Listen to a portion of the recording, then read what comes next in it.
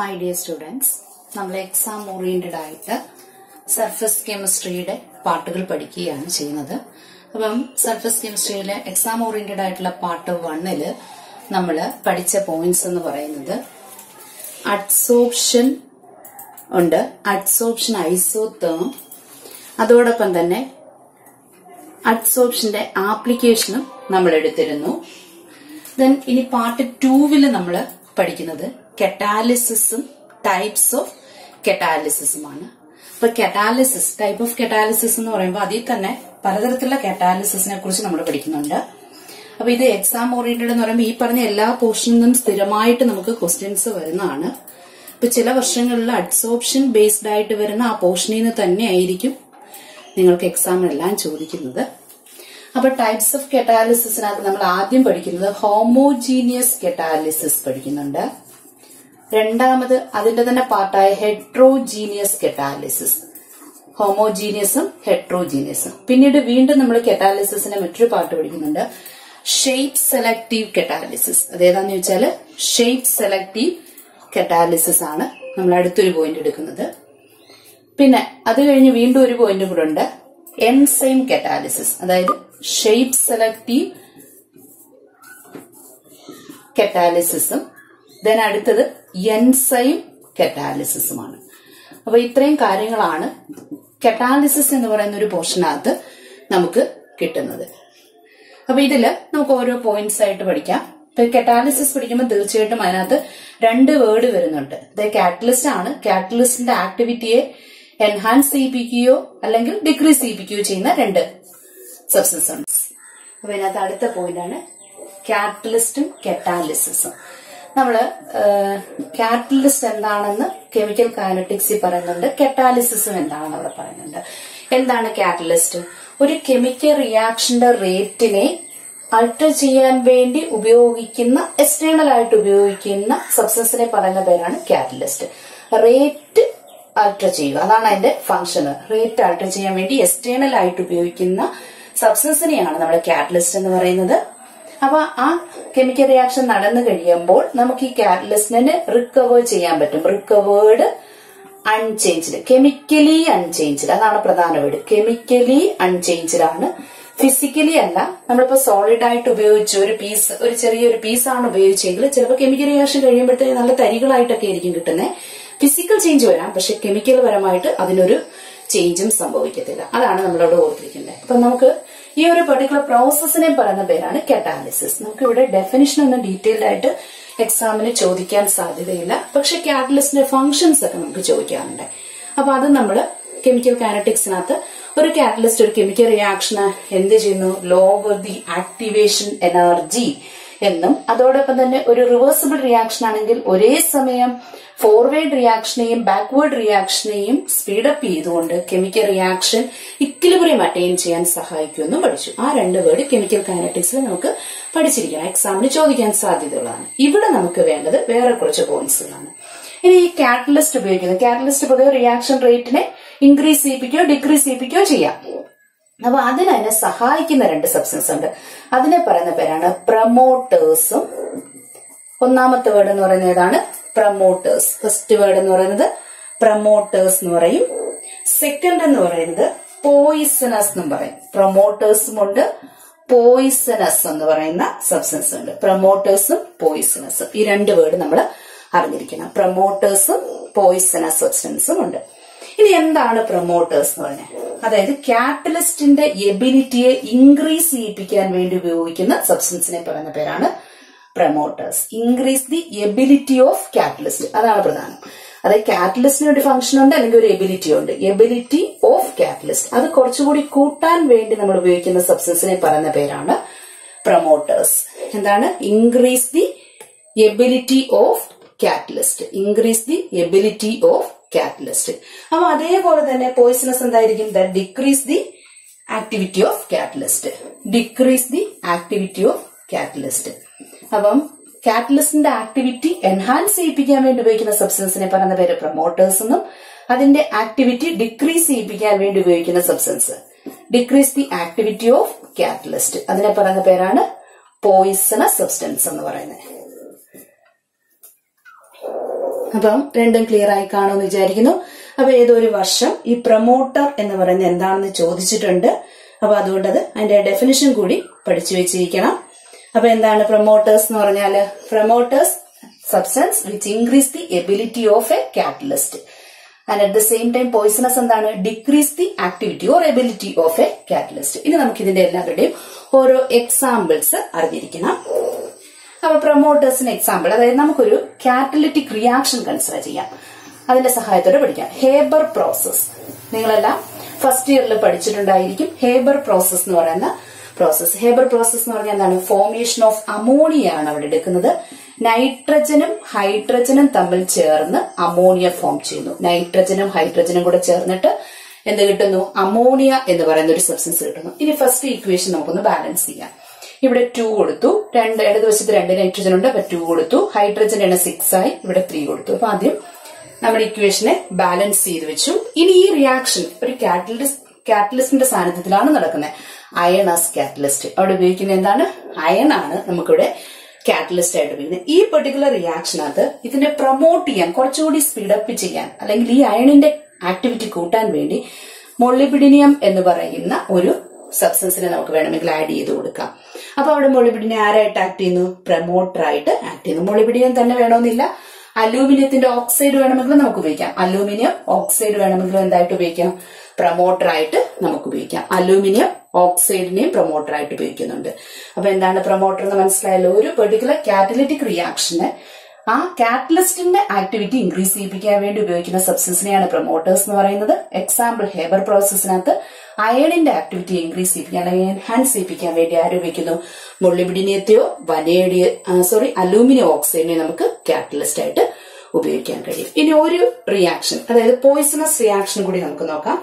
Same Haber process തന്നെയാണ് നമ്മൾ എടുക്കുന്നത്. ഹേബർ പ്രോസസ്സിൽ നൈട്രജനും ഹൈഡ്രജനും തമ്മിൽ ചേർന്ന് അമോണിയ ഉണ്ടാകുന്ന സെയിം റിയാക്ഷൻ തന്നെ കൺസിഡർ ചെയ്യുന്നു. പക്ഷെ ഇവിടെ നമ്മൾ എടുത്തത് എന്തായിരുന്നു?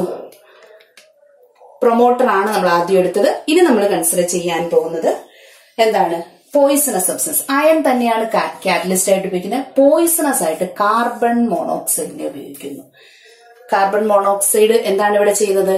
ആക്ടിവിറ്റി ഓഫ് അയൺ എന്ന് പറയുന്ന കാറ്റലിസ്റ്റ് ഡിക്രീസ് ചെയ്യും. കാറ്റലിസ്റ്റിന്റെ ആക്ടിവിറ്റി ഡിക്രീസ് ചെയ്യാൻ ശ്രമിക്കുന്നു. അപ്പോഴ് കാറ്റലിസ്റ്റ് എന്ന് പറഞ്ഞാൽ എന്താണ്? Substance which alters the rate of a chemical reaction and recovered chemically unchanged at the end of the reaction. അതാണ് catalyst. That process is known as catalysis. ഇനി അടുത്ത catalyst. The ability of a catalyst can be increased by another substance known as promoters or decrease the activity of catalyst by using another substance is known as poisonous. For example, the same chemical reaction തന്നെ നമ്മൾ എടുക്കുന്നു. Haber process എടുക്കുന്നു. Haber പ്രോസസ്സിന്റെ പ്രത്യേകത എന്താണ്? Formation of ammonia by using nitrogen and hydrogen iron as a catalyst. In the case of ഈ കേസിൽ നമ്മൾ ഫസ്റ്റിൽ എഴുതിയേക്കുന്നതിനകത്ത് molybdenum is used as promoters എന്നും, രണ്ടാമത് എഴുതിയേക്കുന്നതിനകത്ത് carbon monoxide is used as poisonous substance എന്നും.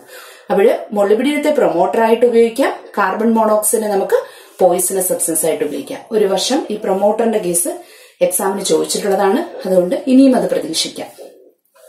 രണ്ടാമത്തെ സബ്സ്റ്റൻസ് ആണ് കാറ്റലിസ്റ്റിന്റെ ആക്ടിവിറ്റിയെ ഡിക്രീസ് ചെയ്യിപ്പിക്കുന്ന സബ്സ്റ്റൻസ്, പോയിസൺസ് എന്ന് പറയും. അപ്പൊ ഈ രണ്ട് കാര്യങ്ങളാണ് നമ്മളിവിടെ കാറ്റലിസ്റ്റുമായിട്ട് ബന്ധപ്പെട്ട് ഫസ്റ്റ് വരുന്നത്, പ്രൊമോട്ടേഴ്സും പോയിസൺസും. അപ്പൊ ഇതെല്ലാം നമ്മൾ ഡീറ്റെയിൽസ് ആയിട്ട് തുടരെ പഠിക്കുന്നുണ്ട്. നെക്സ്റ്റ് നമുക്ക് കറ്റാലിസിസിനെ രണ്ടായിട്ട് തിരിക്കാം. കറ്റാലിസിസ് അല്ലെങ്കിൽ കാറ്റലിറ്റിക് പ്രോസസ്സിനെ ഹോമോജീനിയസ് കറ്റാലിസിസ് എന്നും ഹെട്രോജീനിയസ് കറ്റാലിസിസ് എന്നും. ഹോമോ എന്ന് വെച്ചാൽ സെയിം എന്ന് നമുക്കറിയാം. ഹെട്രോ എന്ന് പറയുമ്പോൾ അത് ഡിഫറെന്റ് ആണ്. അപ്പൊ എന്താണ് ഇവിടെ ഹോമോ ആൻഡ് ഹെട്രോ എന്നുകൊണ്ട് ഉദ്ദേശിക്കുന്നത്? അപ്പൊ എന്തായാലും കാറ്റാലിറ്റിക് പ്രോസസ് നടക്കുമ്പോൾ റിയാക്ടന്റ് ഉണ്ട്. റിയാക്ടന്റ് കാറ്റലിസ്റ്റിന്റെ സാന്നിധ്യത്തിൽ ആരായിട്ട് മാറുന്നു? പ്രോഡക്റ്റ് ആയിട്ട് മാറുന്നു. അപ്പൊ നമ്മൾ എടുത്തിരിക്കുന്ന റിയാക്ടൻസിന്റെയും കാറ്റലിസ്റ്റിന്റെയും ഫേസ് സെയിം ആണെങ്കിൽ, phase means solid, liquid, gas എന്ന് പറയുന്ന ഫേസ്, അതാണ് ഉദ്ദേശിക്കുന്നത്. അപ്പൊ അത് സെയിം ആണെങ്കിൽ ആരുടെയൊക്കെ? റിയാക്ടന്റുകളുടെയും കാറ്റലിസ്റ്റിന്റെയും ഫേസ് പറയുന്ന ആരുടെയൊക്കെയാണ്? റിയാക്ടൻസിന്റെയും കാറ്റലിസ്റ്റിന്റെയും ഫേസ് സെയിം ആണെങ്കിൽ അങ്ങനെയുള്ള കറ്റാലിസിസിനെ പറയുന്ന പേരാണ് ഹോമോജീനിയസ് കറ്റാലിസിസ്. അങ്ങനെയാണെങ്കിൽ ഡിഫറെന്റ് ആണെങ്കിൽ അതിനെ എന്തെന്ന് പറയും? Heterogeneous catalysis. അപ്പം റിയാക്ടന്റിന്റെയും കാറ്റലിസ്റ്റിന്റെയും ഫേസസ് സെയിം ആണ്. ഇപ്പൊ റിയാക്ടന്റ് സോളിഡ് ആണെങ്കിൽ കാറ്റലിസ്റ്റ് സോളിഡ് ആയിരിക്കണം, ലിക്വിഡ് ആണെങ്കിൽ രണ്ടുപേരും ലിക്വിഡ്, ഗ്യാസ് ആണെങ്കിൽ രണ്ടുപേരും റിയാക്ടൻസും കാറ്റലിസ്റ്റും ഗേഷ്യസ് സ്റ്റേറ്റിലായിരിക്കണം. അപ്പൊ സെയിം ഫേസിലാണ് റിയാക്ടൻസും കാറ്റലിസ്റ്റും എങ്കിൽ അങ്ങനെയുള്ള കറ്റാലിസിസിനെ പറയുന്ന പേരാണ് ഹോമോജീനിയസ് കറ്റാലിസിസ്. അതേസമയം അവർ തമ്മിൽ ഡിഫറെന്റ് ഫേസസിലാണെങ്കിൽ അങ്ങനെയുള്ള കറ്റാലിസിസിനെ പറയുന്ന പേരാണ് ഹെട്രോജീനിയസ് കറ്റാലിസിസ് എന്ന് പറയുന്നത്. നമുക്കതിന്റെ ഓരോ എക്സാമ്പിളിലൂടെ മനസ്സിലാക്കാം. ചില വർഷങ്ങളിൽ എക്സാമിന് എന്താണ് ഹെട്രോജീനിയസ് കറ്റാലിസിസ് എന്നാണ് ചോദിക്കാറ്. മറ്റു ചില വർഷങ്ങളിൽ എക്സാമ്പിൾ തന്ന ശേഷം അതിനകത്ത് നടക്കുന്നത് ഹോമോജീനിയസ് കറ്റാലിസിസ് ആണോ ഹെട്രോജീനിയസ് കറ്റാലിസിസ് ആണോ എന്നൊരു ക്വസ്റ്റ്യൻ ചോദിച്ചിട്ടുണ്ട്. അപ്പൊ ഇവിടെ ഞാനൊരു എക്സാമ്പിൾ എഴുതാം. 2SO2 plus O2 gives SO3. Equation balance ചെയ്യുമ്പോൾ നമുക്ക് എന്ത് കിട്ടും? 2SO2 plus O2 gives SO3 balance ചെയ്യുമ്പോൾ ഇവിടെ 2 വരും. അതായത് ഇടതുവശത്ത് 2 സൾഫർ, വലതുവശത്ത് 2 സൾഫർ. ഈ 2 4, 4 2 6 ഓക്സിജൻ. അപ്പൊ ഇവിടെ ഒരു കാറ്റലിസ്റ്റിനെ ഉപയോഗിക്കുന്ന കാറ്റലിസ്റ്റ് NO, നൈട്രിക് ഓക്സൈഡ് എന്ന് പറയുന്ന ഒരു കാറ്റലിസ്റ്റ് ഉപയോഗിക്കുന്നു. ഇനി നമുക്ക് നോക്കാം ഇതിന്റെ ഫേസുകൾ ഏതൊക്കെയാണെന്ന്. Sulphur dioxide is a gas, oxygen is a gas, കിട്ടിയേക്കുന്ന product sulphur trioxide is also a gas. Nitric oxide NO എന്ന് പറയുന്നത് എന്ത് തന്നെയാണ്? ഗ്യാസ്. അപ്പൊ ഇവിടെ റിയാക്ടന്റുകളും എടുത്തിരിക്കുന്ന കാറ്റലിസ്റ്റും എങ്ങനെ തന്നെയാണ്? സെയിം ഫേസിലാണ്, ഗേഷ്യസ് ഫേസിലാണ്. അങ്ങനെയുള്ള റിയാക്ഷൻസിനെ പറയുന്ന പേരാണ് ഹോമോജീനിയസ്. അങ്ങനെയുള്ള കാറ്റലിറ്റിക് റിയാക്ഷൻസിനെയാണ് നമ്മൾ എന്തെന്ന് പറയുന്നത്? ഹോമോജീനിയസ് കറ്റാലിസിസ് എന്ന് പറയുന്നത്. അപ്പൊ റിയാക്ടന്റെ ഫേസും അതിലെടുത്തിരിക്കുന്ന കാറ്റലിസ്റ്റിന്റെ ഫേസും സെയിം ആയിരിക്കണം. അങ്ങനെയാണെങ്കിൽ ഹെട്രോജീനിയസ് കറ്റാലിസിസിന് എക്സാമ്പിൾ നമ്മൾ തൊട്ട് മുമ്പൊരെണ്ണം പഠിച്ചു, ഹേബർ പ്രോസസ്. നൈട്രജനും ഹൈഡ്രജനും ചേർന്ന് അമോണിയ ഉണ്ടാകുന്ന റിയാക്ഷൻ. അതൊരു റിവേഴ്സിബിൾ റിയാക്ഷൻ കൂടിയാണ്. റിവേഴ്സിബിൾ ആരോ വരയ്ക്കാം. നമ്മൾ അയണിനെ കാറ്റലിസ്റ്റ് ആയിട്ട് ഉപയോഗിക്കുന്നു എന്നും പറഞ്ഞു. ഇനി ഇക്വേഷൻ ബാലൻസ് ചെയ്തേ. ഇവിടെ 2 നൈട്രജൻ ഉണ്ട്, വലതുവശത്ത് 2 കൊടുത്തു. ഇനി ഹൈഡ്രജന്റെ എണ്ണം വലതുവശത്ത് 6 ആയി. അങ്ങനെയാകുമ്പോൾ നമുക്ക് ഇവിടെ 3 കൊടുക്കേണ്ടി വരും. അപ്പൊ അത്രയും ഓക്കെയാണ്. ഇനി അവിടെ നമ്മൾ ഏത് ഫേസ് ആണെന്ന് നോക്കാം. നൈട്രജൻ ഗ്യാസ് ആണ്, ഹൈഡ്രജൻ ഗ്യാസ് ആണ്, അമോണിയ ഫോം ചെയ്യുന്നതും ഗ്യാസ് ആണ്. അയൺ ഏത് ഫോമിലാണ്? സോളിഡ് ഫോമിലിരിക്കുന്ന ഒരു സബ്സ്റ്റൻസ് ആണ്. അയൺ സോളിഡ് ഫോമിലിരിക്കുന്നതാണ്. അവിടെ നോക്കിക്കേ, റിയാക്ടൻസ് ഗേഷ്യസ് ഫേസിലും കാറ്റലിസ്റ്റ് സോളിഡ് ഫേസിലുമാണ്. സെയിം ഫേസ് ആണോ? അല്ല, ഡിഫറെന്റ് ഫേസസ് ആണ്. അങ്ങനെ നടക്കുന്ന കെമിക്കൽ റിയാക്ഷൻ, കാറ്റലിസ്റ്റിന്റെ സാന്നിധ്യത്തിൽ നടക്കുന്ന കെമിക്കൽ റിയാക്ഷനെ പറയുന്ന പേരാണ് ഹെട്രോജീനിയസ് കറ്റാലിസിസ്. ഇപ്പൊ ഹോമോജീനിയസ് കറ്റാലിസിസ്, ഹെട്രോജീനിയസ് കറ്റാലിസിസും ഒരു എക്സാമ്പിൾ തന്നാൽ നമ്മൾ എങ്ങനെ കണ്ടുപിടിക്കാന്ന് മനസ്സിലായി കാണും. അതായത് അവരുടെ ഫേസ് സോളിഡ് ആണോ ലിക്വിഡ് ആണോ ഗ്യാസ് ആണോ എന്ന് ഐഡന്റിഫൈ ചെയ്യുക. അതിനുശേഷം എല്ലാവരും, അതായത് റിയാക്ടന്റും കാറ്റലിസ്റ്റും സെയിം ഫേസ് ആണെങ്കിൽ ഹോമോജീനിയസും, ഡിഫറെന്റ് ഫേസ് ആണെങ്കിൽ അതിനെ ഹെട്രോജീനിയസ് കറ്റാലിസിസ് എന്നും നമുക്ക് പറയാം. നമ്മള് ഹെട്രോജീനിയസ് കറ്റാലിസിസ്, എന്താണ് ഹെട്രോജീനിയസ് കറ്റാലിസിസ് എന്നും അവിടുത്തെ ഒരു റിയാക്ഷനും പഠിച്ചു. ഇനി ഇവിടെ നടക്കുന്ന mechanism of heterogeneous catalysis, mechanism എങ്ങനെയാണ് ആ പ്രോസസ് നടക്കുന്നത് എന്നുള്ളതാണ് നമ്മൾ നോക്കുന്നത്. മെക്കാനിസം ഓഫ് ഹെട്രോജീനിയസ് കറ്റാലിസിസ്, അതാണ് അടുത്ത വേർഡ്. മെക്കാനിസം നോക്കാം. അപ്പൊ മെക്കാനിസം നോക്കുമ്പോൾ ഒരു കാറ്റലിറ്റിക് പ്രോസസ് ആണ്, ഒരു കെമിക്കൽ റിയാക്ഷൻ തന്നെയാണ്. റിയാക്ഷനകത്ത് റിയാക്ടൻസ് പ്രോഡക്ട്സ് ആയിട്ട് മാറുന്നു. അവിടെ ആരെ ഉപയോഗിക്കുന്നു? ഒരു കാറ്റലിസ്റ്റിനെ ഉപയോഗിക്കുന്നു. അതുകൊണ്ടാണ് കാറ്റലിറ്റിക് പ്രോസസ് എന്ന് പറയുന്നത്. അവിടെ റിയാക്ടൻസും കാറ്റലിസ്റ്റും ഡിഫറെന്റ് ഫേസ് ആയിരിക്കണം എന്ന് മാത്രമാണ് ഹെട്രോജീനിയസ് കറ്റാലിസിസിന്റെ കണ്ടീഷൻ. അപ്പൊ അതനുസരിച്ച് മെക്കാനിസം എന്താണ്, മെക്കാനിസത്തിന്റെ പ്രധാനപ്പെട്ട സ്റ്റെപ്പുകൾ ഞാൻ ആദ്യം എഴുതാം, പിന്നെ അത് എക്സ്പ്ലെയിൻ ചെയ്യാം ഡീറ്റെയിൽ ആയിട്ട്. അപ്പൊ നമ്മൾ മിക്കവാറും എക്സാമിന് ഹെട്രോജീനിയസ് കറ്റാലിസിസ് ചോദിക്കാറുണ്ട്. അപ്പൊ അതിന്റെ മെക്കാനിസത്തിന് ഒരു ഒറ്റ വേർഡ് നമ്മൾ പഠിക്കുന്നുണ്ട്, അതായത് അഡ്സോർപ്ഷൻ തിയറി. ഏത് തിയറിയുടെ അടിസ്ഥാനത്തിലാണ് ഹെട്രോജീനിയസ് കറ്റാലിസിസ് നടക്കുന്നത്? Adsorption theory. അതുകൊണ്ടാണ് ഈ ചാപ്റ്ററിൽ നമ്മളതിന് വളരെ പ്രാധാന്യം കൊടുത്തേക്കുന്നത്. ചാപ്റ്ററിൽ അഡ്സോർപ്ഷനെ കുറിച്ചാണ് പഠിക്കുന്നത്. അപ്പൊ ഇത് ഈ പെർട്ടിക്കുലർ പ്രോസസ് നടക്കുന്ന അഡ്സോർപ്ഷൻ തിയറിയുടെ അടിസ്ഥാനത്തിലാണ്.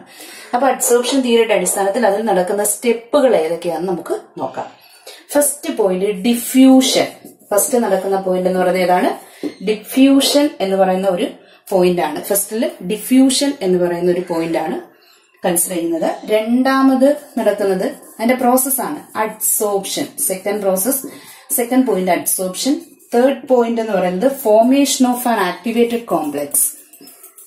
തേർഡ് പോയിന്റ് എന്ന് പറയുന്നത് formation of an activated complex അല്ലെങ്കിൽ ഒരു കോംപ്ലക്സ് ഫോം ചെയ്യുക. ആക്ടിവേറ്റഡ് കോമ്പൗണ്ട്സ് അല്ലെങ്കിൽ ഫോർമേഷൻ ഓഫ് ആൻ ഇന്റർമീഡിയറ്റ് എന്ന് വേണമെങ്കിലും പറയാം. ആക്ടിവേറ്റഡ് കോംപ്ലക്സ് അല്ലെങ്കിൽ ഇന്റർമീഡിയറ്റ് എന്ന് പറയാം. Formation of an intermediate. Fourth പ്രോസസ്സിൽ ഡീസോർപ്ഷൻ നടക്കും. ദെൻ ഫിഫ്ത്ത് പോയിന്റ്, ഫിഫ്തിൽ എന്താ സംഭവിക്കുന്നത് വെച്ചാൽ ഡിഫ്യൂഷൻ എന്ന് പറയുന്ന പ്രോസസ് തന്നെയാണ്. 2 ഡിഫ്യൂഷൻ ഇവിടെ കൊടുത്തിട്ടുണ്ട്. 2 ഡിഫ്യൂഷന് തമ്മിൽ ഡിഫറൻസ് ഉണ്ട്. അതെന്താണെന്ന് നമുക്കിവിടെ ഈ പ്രോസസ് ചെയ്യുമ്പോൾ നമുക്ക് മനസ്സിലാവും. അപ്പൊ ഹെറ്ററോജീനിയസ് കറ്റാലിസിസ് ഈ 5 സ്റ്റെപ്പിലൂടെയാണ് ആ പ്രോസസ് നടക്കുന്നത്. ഹെറ്ററോജീനിയസ് കറ്റാലിസിസ് എന്ന് പറയുന്ന പ്രോസസ് നടക്കുന്ന ഈ 5 സ്റ്റെപ്പിലൂടെയാണ്. അപ്പൊ നമുക്ക് നോക്കാം എന്തൊക്കെയാണെന്ന്. ഫസ്റ്റ് പോയിന്റ് എടുത്തേക്കുന്ന ഡിഫ്യൂഷൻ എന്ന് പറയുന്ന ഒരു പോയിന്റ് ആണ്. അതായത് നമുക്കൊരു റിയാക്ടന്റ് എടുക്കാം. A2 പ്ലസ് B2 മറ്റൊരു റിയാക്ടന്റ് ഗീവ്സ് പ്രോഡക്റ്റ് ആയിട്ട് മാറുന്നു. ഇതാണ് കെമിക്കൽ റിയാക്ഷൻ. ഇവിടെ ഒരു കാറ്റലിസ്റ്റിനെ ഉപയോഗിക്കുന്നു. ഒരു സോളിഡ്, അതായത് ഇത് രണ്ടുപേരും ഗേഷ്യസ് ഫോമുള്ള സബ്സ്റ്റൻസ് ആണ്. ഇവിടെ എടുക്കുന്ന ഒരു കാറ്റലിസ്റ്റ് എന്ന് പറയുന്നത് സോളിഡ് ഫോമിലുള്ള ഒരു കാറ്റലിസ്റ്റും എടുക്കുന്നു. അപ്പൊ ഈ റിയാക്ഷൻ, അതായത് ഹെറ്ററോജീനിയസ് കറ്റാലിസിസ് എന്ന് പറഞ്ഞാൽ റിയാക്ടൻസും കാറ്റലിസ്റ്റും ഡിഫറെന്റ് ഫേസ് ആയിരിക്കണം എന്നാണ് നമ്മൾ പറഞ്ഞത്. അപ്പൊ രണ്ടെണ്ണം ഗ്യാസും മറ്റൊന്ന് സോളിഡ്, കാറ്റലിസ്റ്റ് സോളിഡുമാണ്. ഇപ്പൊ എക്സാമ്പിൾ ആയിട്ട് നമ്മൾ പഠിച്ച എക്സാമ്പിൾ തന്നെ നമുക്ക് വേണമെങ്കിൽ എഴുതാം. നൈട്രജനും ഹൈഡ്രജനും ചേർന്ന് അമോണിയ ഉണ്ടാകുന്ന reaction. Iron is used as catalyst. ഇത് നമ്മൾ പഠിച്ചിട്ടുള്ളതാണ്. നൈട്രജനും ഹൈഡ്രജൻ ചേർന്ന് അമോണിയ ഉണ്ടാകുന്ന ആ റിയാക്ഷൻ എന്ന് പറയുന്നതിനകത്ത് iron is used as catalyst. അയണിനെ നമ്മൾ എന്തായിട്ട് ഉപയോഗിക്കുന്നുണ്ട്? കാറ്റലിസ്റ്റ് ആയിട്ട് ഉപയോഗിക്കുന്നുണ്ട്. അപ്പൊ അത് സോളിഡ് ആണല്ലോ. അയൺ എന്ന് പറയുന്ന സോളിഡ് ആണ്. നൈട്രജൻ ഗ്യാസ് ആണ്, ഹൈഡ്രജൻ ഗ്യാസ് ആണ്, അയൺ സോളിഡ് ആണ്. ഇനി ഇവിടെ ഈ പറഞ്ഞ എല്ലാ പ്രോസസ്സുകളും ഇവിടെ നടക്കുന്നുണ്ട് എന്നാണ് പറഞ്ഞത്. നമുക്ക് നോക്കാം അത് ഏതൊക്കെ പോയിന്റ്സുകളാണ് അവിടെ സംഭവിക്കുന്നത്. ഫസ്റ്റ് ഡിഫ്യൂഷൻ എന്ന് പറയുന്ന പോയിന്റ്. ഡിഫ്യൂഷൻ സംഭവിക്കുന്ന ആർക്കാണ്? Diffusion of reactants. ഇപ്പൊ നിങ്ങളൊരു കാറ്റലിസ്റ്റ് എടുത്തിട്ടുണ്ട്. കാറ്റലിസ്റ്റ് സോളിഡ് ഫോമിലിരിക്കുന്ന കാറ്റലിസ്റ്റ് ആയതുകൊണ്ട് ഞാൻ ഇങ്ങനെ വരച്ചു. ഇതൊരു സോളിഡ് കാറ്റലിസ്റ്റ് ആണ്, അയൺ ആണ്. അതായത് ഈ കേസ് എടുത്തേക്കുവാണെങ്കിൽ അയൺ കാറ്റലിസ്റ്റ് ആണ്. ധാരാളം അയൺ ആറ്റങ്ങൾ പരസ്പരം ബോണ്ട് ചെയ്ത് മെറ്റാലിക് ബോണ്ട് ഫോം ചെയ്ത്, അപ്പൊ അയൺ കാറ്റലിസ്റ്റിനകത്ത് ഓരോ അയൺ ആറ്റങ്ങളും പരസ്പരം മെറ്റാലിക് ബോണ്ട് വഴി ഫോം ചെയ്തിരിക്കുന്നു. അപ്പൊ ഇതൊരു അയണിന്റെ കാറ്റലിസ്റ്റ് ആണ്. അയൺ കാറ്റലിസ്റ്റിനെയാണ് നമ്മൾ എടുത്തേക്കുന്നത്. അപ്പൊ ഈ കാറ്റലിസ്റ്റിന്റെ സർഫസിലേക്ക് ആര് വരുന്നു? റിയാക്ടന്റുകൾ വരുന്നു. റിയാക്ടന്റുകൾ ഡിഫ്യൂസ് ചെയ്യപ്പെടുന്നു. ഇതിന്റെ സർഫസിന് ചുറ്റും ആര് ഡിഫ്യൂസ് ചെയ്യും? റിയാക്ടൻസ്. ഇപ്പൊ എയും ബിയും ഉണ്ട്. അപ്പൊ നമ്മൾ ഇവിടെ എടുക്കുകയാണെങ്കിൽ നൈട്രജനും ഹൈഡ്രജനും ഉണ്ട്. അപ്പൊ ഹൈഡ്രജൻ ആണെന്ന് വെച്ചു. ഇതിന്റെ സൈറ്റിൽ ആക്റ്റീവ് സൈറ്റുകളുണ്ട്. സൈറ്റിന്റെ സൈസ് അനുസരിച്ച് ഈ എടുത്തിരിക്കുന്ന റിയാക്ടന്റുകളിൽ ആരെങ്കിലും ഒരാൾ മാത്രമേ അവിടെ വന്നിരിക്കാൻ പറ്റുള്ളൂ. അപ്പൊ ആദ്യം ഇതിന് ചുറ്റും ആര് ഡിഫ്യൂസ് ചെയ്യുന്നുണ്ട്? ഹൈഡ്രജനും ഡിഫ്യൂസ് ചെയ്യുന്നുണ്ട്, നൈട്രജനും ഡിഫ്യൂസ് ചെയ്യുന്നുണ്ട്. അപ്പൊ ഫസ്റ്റ് പോയിന്റ് മനസ്സിലായല്ലോ, ഡിഫ്യൂഷൻ ഓഫ് റിയാക്ടന്റ്. നമ്മൾ കാറ്റലിസ്റ്റ് എടുത്തു. കാറ്റലിസ്റ്റിന്റെ സർഫസിന് ചുറ്റും ഏതൊക്കെ റിയാക്ടന്റ് ഉണ്ടോ അവരെല്ലാം ഡിഫ്യൂസ് ചെയ്യപ്പെടും. പക്ഷേ കാറ്റലിസ്റ്റിന്റെ സൈസ്, അതായത് കാറ്റലിസ്റ്റിന്റെ സർഫസ് പൊസിഷനിലുള്ള ആക്റ്റീവ് സൈറ്റിനെ ആശ്രയിച്ചുകൊണ്ട് ആ പറഞ്ഞിരിക്കുന്ന ഏതെങ്കിലും ഒരു റിയാക്ടന്റിന്റെ സൈസ് ഇതിന്റെ സർഫസിൽ ഇരിക്കാൻ പറ്റിയതായിരിക്കും. അപ്പൊ ആദ്യം എല്ലാവരും ഡിഫ്യൂസ് ചെയ്യുന്നു. അതിനുശേഷം എന്ത് ചെയ്യും? അങ്ങനെ ഇരിക്കാൻ പറ്റുന്ന ആള് വന്ന് ഇതിന്റെ സർഫസിലേക്ക് ഇരിക്കും. ഇതിന്റെ ആക്റ്റീവ് സൈറ്റിലേക്ക് വന്നിരിക്കും. അതിനാണ് അഡ്സോർപ്ഷൻ എന്ന് പറയുന്നത്. Adsorption of any one of the reactance. 2 reactant ഉണ്ടെങ്കിൽ അതിൽ ഏതെങ്കിലും ഒരു റിയാക്ടന്റ് ഇതിന്റെ സർഫസിലേക്ക് അഡ്സോർബ് ചെയ്യപ്പെടും. അപ്പൊ ഇതിന്റെ സർഫസിലേക്ക് അഡ്സോർബ് ചെയ്യുമ്പോൾ എന്ത് സംഭവിക്കും? ഇവിടെ പുതിയൊരു ബോണ്ട് ഫോം ചെയ്യാൻ തുടങ്ങും. ഈ പഴയ ബോണ്ട് ബ്രേക്ക് ചെയ്യാനും തുടങ്ങും. ഇപ്പൊ പുതിയ ബോണ്ട് ഫോം ചെയ്യും, പഴയ ബോണ്ട് ബ്രേക്ക് ചെയ്യാനും തുടങ്ങും. ഇവിടെ പഴയ ബോണ്ട് ബ്രേക്ക് ചെയ്യാനും തുടങ്ങും. അപ്പോഴങ്ങനെ ഫോം ചെയ്യുന്നതിനെ പറയുന്ന പേരാണ് എന്താണ്? Formation of intermediate. ഒരു പുതിയൊരു കോംപ്ലക്സ് ഫോം ചെയ്യും, അല്ലെങ്കിൽ ഒരു ട്രാൻസിഷൻ സ്റ്റേറ്റ് ഫോം എന്ന് പറയുന്ന രീതിയിൽ ഒരു ഫോർമേഷൻ നടക്കുന്നു. അതാണ് 3rd സ്റ്റെപ്പ്. അപ്പൊ ആദ്യം ഇതിനു ചുറ്റും റിയാക്ടൻസ് എല്ലാം കൂടെ വന്നു കിടക്കും. ഡിഫ്യൂഷൻ നടക്കും. അതിൽ അനുയോജ്യമായ പോർ സൈസ് ഉള്ളത് ഇതിന്റെ സർഫസിലേക്ക് വന്നിരിക്കും. അഡ്സോർപ്ഷൻ നടക്കും. പിന്നീട് ഇവരുടെ ബോണ്ടുകൾ ബ്രേക്ക് ചെയ്ത് പുതിയ ബോണ്ട് ഫോം ചെയ്യാൻ തുടങ്ങും.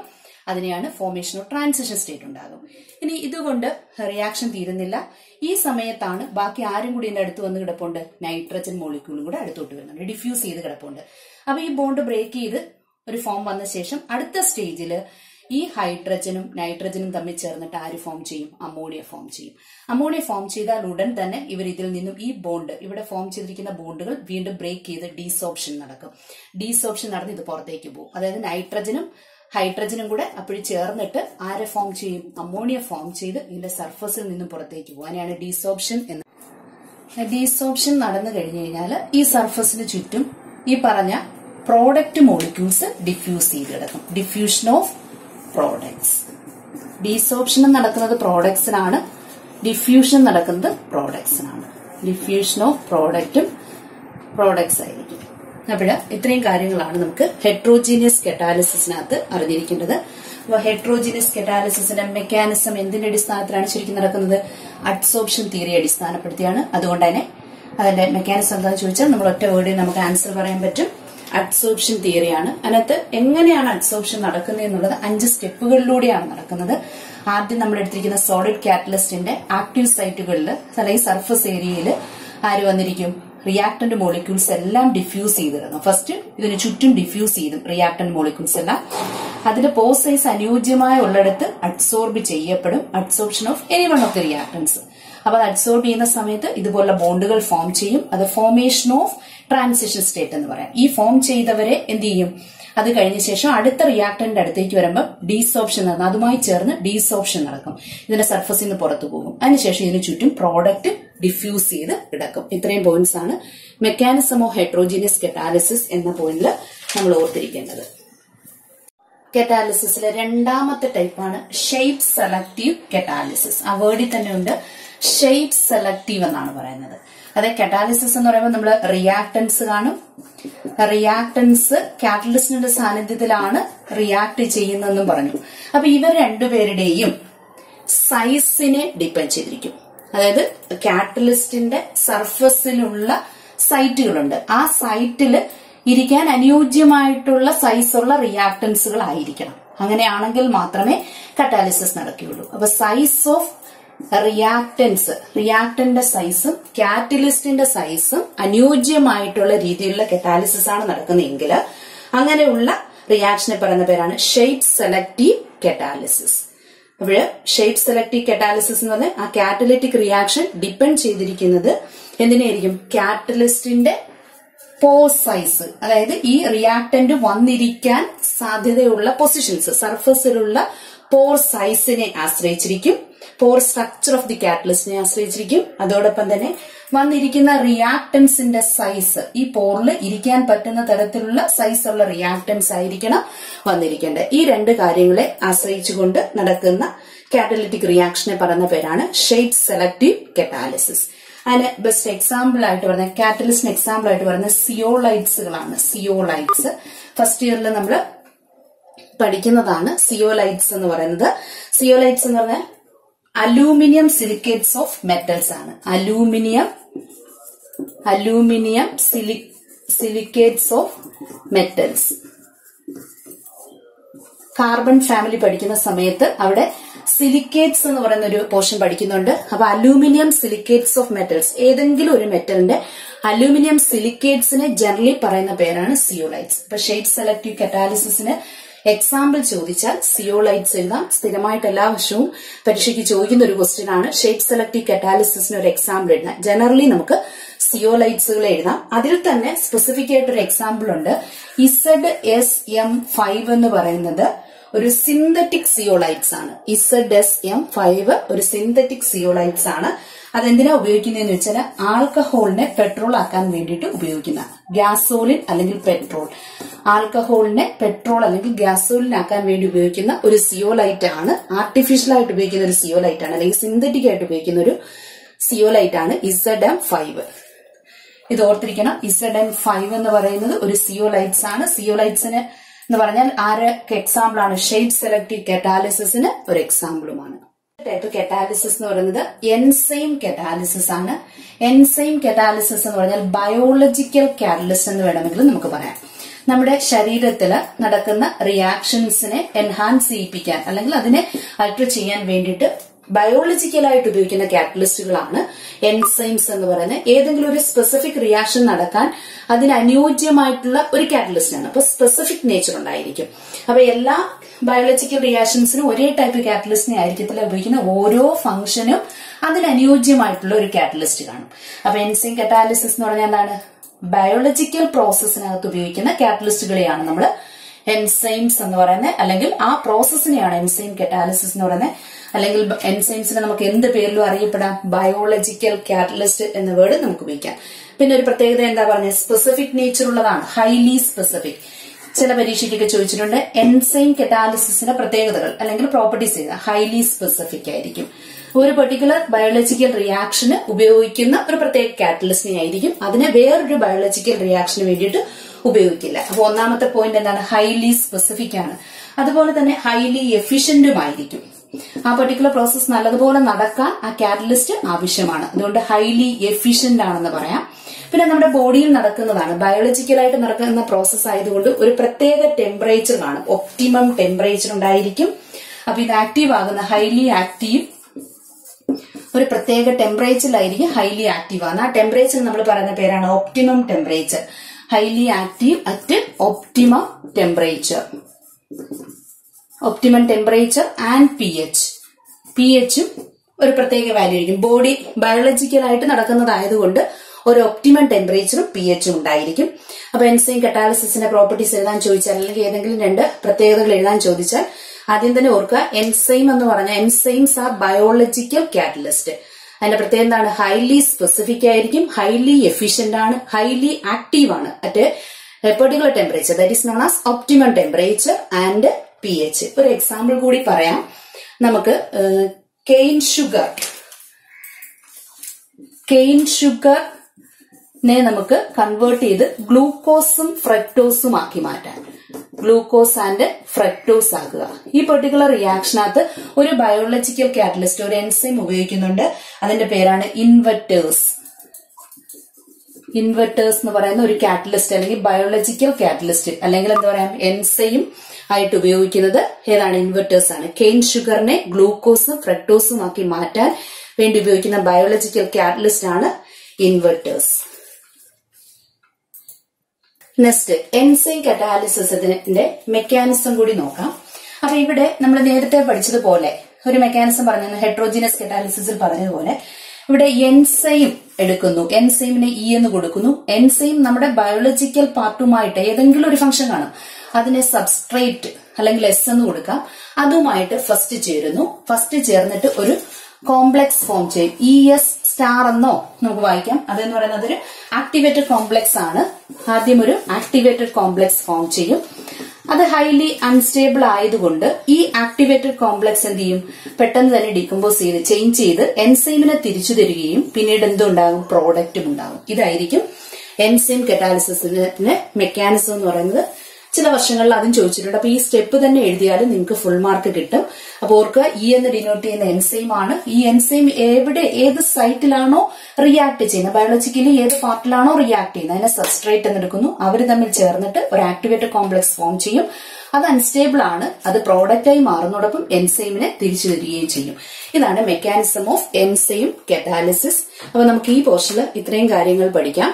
പഠിച്ച ഇത്രയും കാര്യങ്ങളിൽ നിന്നും കുറച്ച് ക്വസ്റ്റ്യൻസ് ഉണ്ട്. ആ ക്വസ്റ്റ്യൻസും കൂടി ഞാൻ വായിച്ചു തരുന്നതായിരിക്കും. ആ ക്വസ്റ്റ്യൻസ് ഈ പഠിച്ച എല്ലാ പോർഷനും ഉൾപ്പെടുന്നത് തന്നെയാണ്. അപ്പൊ ഇതൊന്നും കൂടെ റിവൈസ് ചെയ്ത് ക്വസ്റ്റ്യൻ ആൻസറും കൂടെ എഴുതി കഴിയുമ്പോൾ നിങ്ങൾക്ക് ഈ പാർട്ടിൽ നിന്നും പ്രീവിയസ് ക്വസ്റ്റ്യൻസ് എല്ലാം കിട്ടുന്നതായിരിക്കും.